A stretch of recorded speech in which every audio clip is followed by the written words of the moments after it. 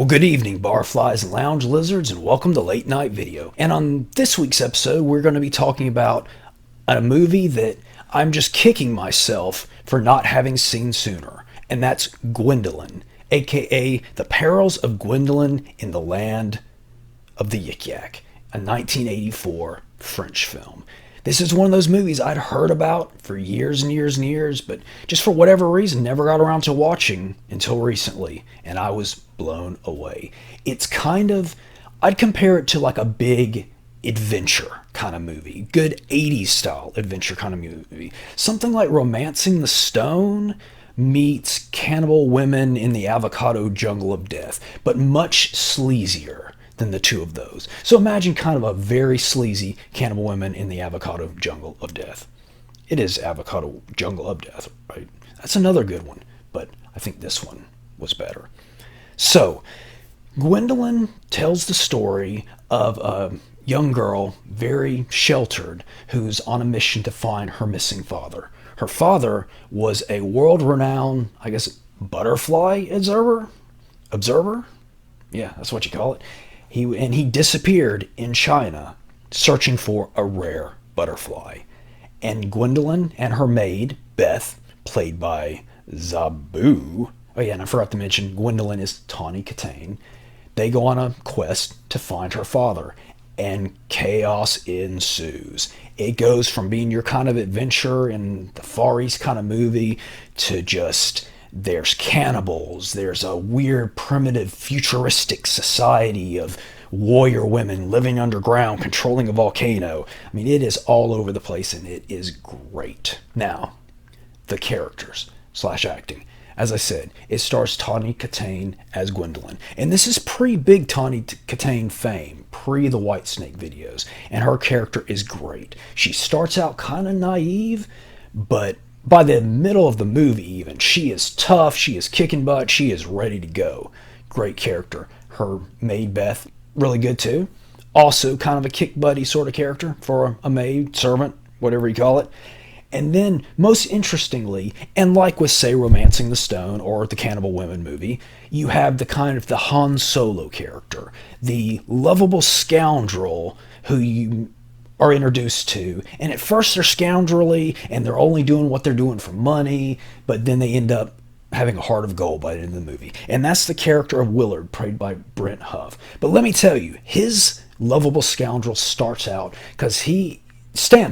because he is the most scoundrelly of all the lovable scoundrels I've ever seen. I mean, he is something. You are in for, he's kind of a scumbag, and Gwendoline actually, rather than even just paying, has to kind of blackmail him to come along. But, by about midway through the movie, heart of gold, heart of gold.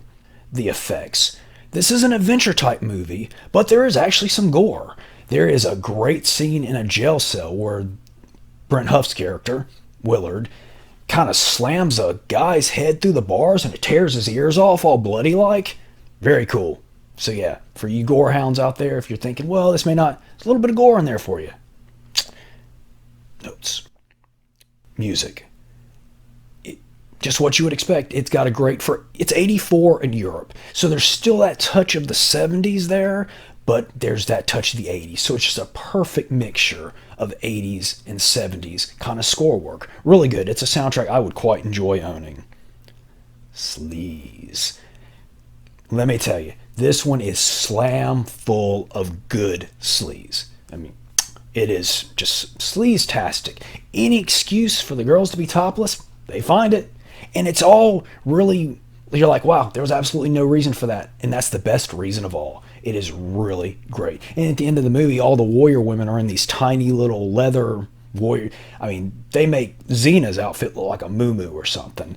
And not just that, Willard's character, he gets into the tiny little G-string warrior woman outfit as well. So if dude butt's more your thing, there's got a lot of good dude butt in there for you too. So high on the sleaze factor. Trivia. This movie was actually based on an much older bondage comic book called Sweet Gwendoline by John Willie, who I believe was a British comic artist.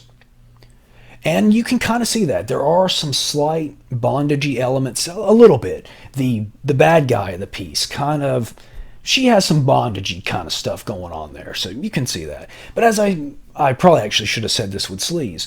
Though this is a very sleazy movie, it is still at its core an actual movie. It's not an adult film, and I wouldn't even call it a titty movie per se. Even though it's slam full of nudity and sleaze, it is still at its core a good adventure kind of story. Just with that cherry on top, just that extra bonus. Even though I don't actually like cherry, so that's not a good expression. What's something I like to go on top of something? A pickle. It's like a pickle on top, because I like some pickles. Not sweet pickles, though. But I'm sure none of you care about that. You're here for a movie review. But let me say, as far as the sleaze go, there is one scene I do have to point out. It's kind of not a phone sex kind of thing, but like a talking kind of thing. Boy, let me tell you, it is, it's something else. Is it wacky?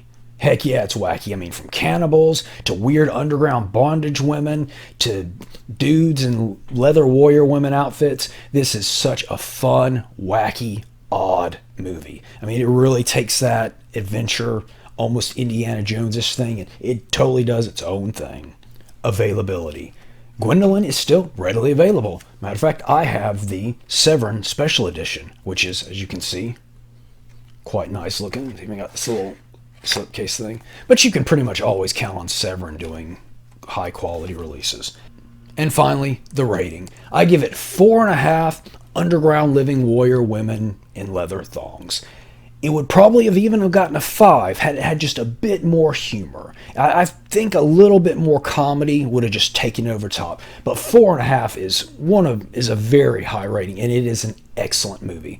I highly recommend it to anyone just looking for a lighthearted, fun, sleazy adventure action movie. And that's all the time we have for this week. Keep it wacky. Wow.